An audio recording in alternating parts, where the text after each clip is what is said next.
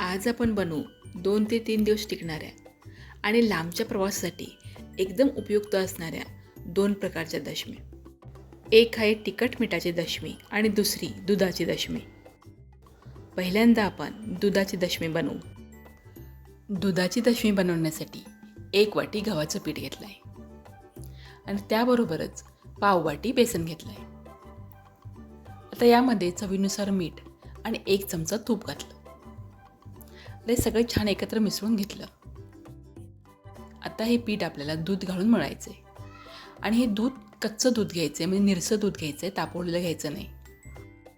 जसं आपण चपातीसाठी एकदम मऊ पीठ मळतो तसंच हे पीठ मळून घ्यायचं आहे. 1 वाटी गव्हाचं पीठ आणि पाव वाटी बेसन घेतलं होतं. त्यासाठी मला अर्धी वाटीपेक्षा थोडंसं जास्त दूध लागलं आहे.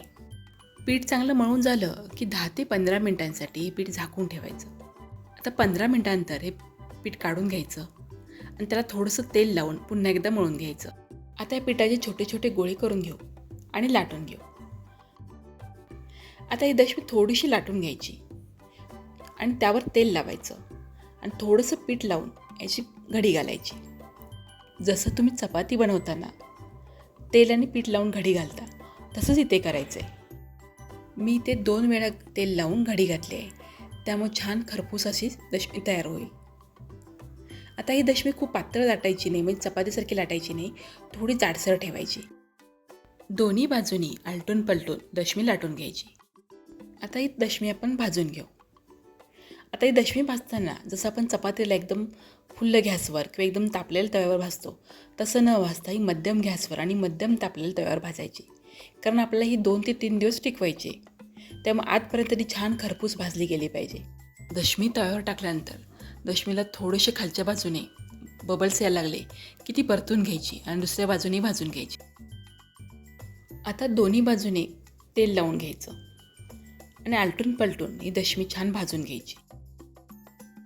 चपातीपेक्षा दशमीला थोडं जास्त तेल लावायचं, कारण ही दशमी 2 ते 3 दिवस टिकणार असते आणि तेलामुळे ती छान टिकते आणि मऊ राहते. आता मी एक छोट्या वाटीचंही प्रमाण घेतलं होतं, ते 1.25 वाटी पीठ घेतलं होतं. त्यामध्ये या छोट्या आकाराच्या 4 दशम्या तयार झाल्या आहेत. या दशम्या पूर्णपणे थंड करून घ्यायच्या आणि मगच हवाबंद तव्यामध्ये भरायच्या. ही दशमी शेंगदाणे चटणीबरोबर तुम्ही खाऊ शकता. आता आपण तिखट मिठाच्या दशम्या बनवू. त्यासाठी 1 वाटी गव्हाचं पीठ घेतलं आहे आणि त्याबरोबरच पाव वाटी बेसन घेतलं आहे. आता यामध्ये पावडर मसाले घालू. पावडर मसाल्यामध्ये 1 चमचा मिरची पावडर, अर्धा चमचा धना पावडर, अर्धा चमचा जिरा पावडर, पाव चमचा हळद, पाव चमचापेक्षा थोडासा कमी हिंग, चवीनुसार मीठ, छोटा 1 चमचा ओवा, 1 चमचा कसुरी मेथी आणि 2 चमचे तेल घालायचं.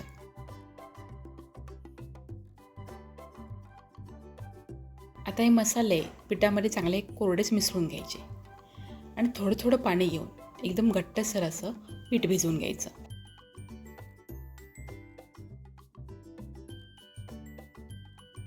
पीठ मळून झालं की पिठाला थोडंसं वरून तेल लावायचं आणि पीठ झाकून 15 मिनिटांसाठी ठेवून द्यायचं. 15 मिनिटांनंतर हे पीठ पुन्हा एकदा चांगलं मळून घ्यायचं. पीठ तयार आहे. आता दशमी बनवायला घेऊ. दुधाची दशमी बनवताना मी दशमीला सुरुवातीला तेल लावून त्याचे 2 घड्या घातल्या होत्या, पण इथं मी थोडंसं वेगळं केलं आहे.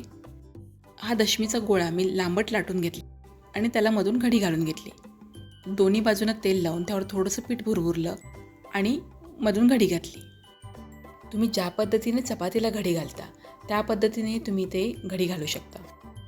आता जेव्हा दुधाची दशमी आपण लाटून घेतली ना, ती थोडीशी जाडसर लाटली होती, म्हणजे नेहमीच्या चपातीपेक्षा थोडी जाडसर.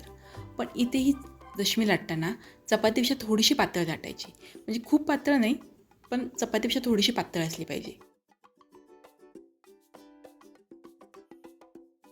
आता ही दशमी लाटून झाली आहे. आता ती भाजून घेऊ आणि जसं मगाशी सांगितलं तसं एकदम मध्यम तापलेल्या तव्यावर आपल्याला ही दशमी भाजून घ्यायची. दशमी तव्यावर टाकल्यानंतर 1 ते 1.5 मिनिटांसाठी थांबायचं. खालून थोडेसे बबल्स यायला लागले की दशमी उलटून घ्यायची आणि मग वरच्या बाजूने तेल लावून घ्यायचं. दोन्ही बाजूंनी तेल लावून घ्यायचं आणि तेल थोडं जास्त लावायचं. आता आलटून पलटून दोन्ही बाजूंनी छान खरपूस अशी दशमी भाजून घ्यायची.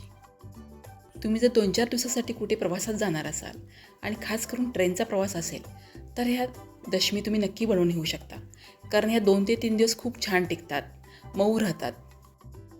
आता जे मी पिठाचं प्रमाण घेतलं होतं त्यामध्ये 5 दशमी तयार झाले आहेत. मी मगाशी दुधाच्या दशमीसाठी पण तेवढंच प्रमाण घेतलं होतं, पण त्या दशम्या थोड्याशा जाड असल्यामुळे त्या 4 तयार झाल्या आणि या 5 झाल्या आहेत. ह्या दोन्ही प्रकारच्या दशम्या लोणच्याबरोबर किंवा शेंगदाणे चटणीबरोबर खाऊ शकता.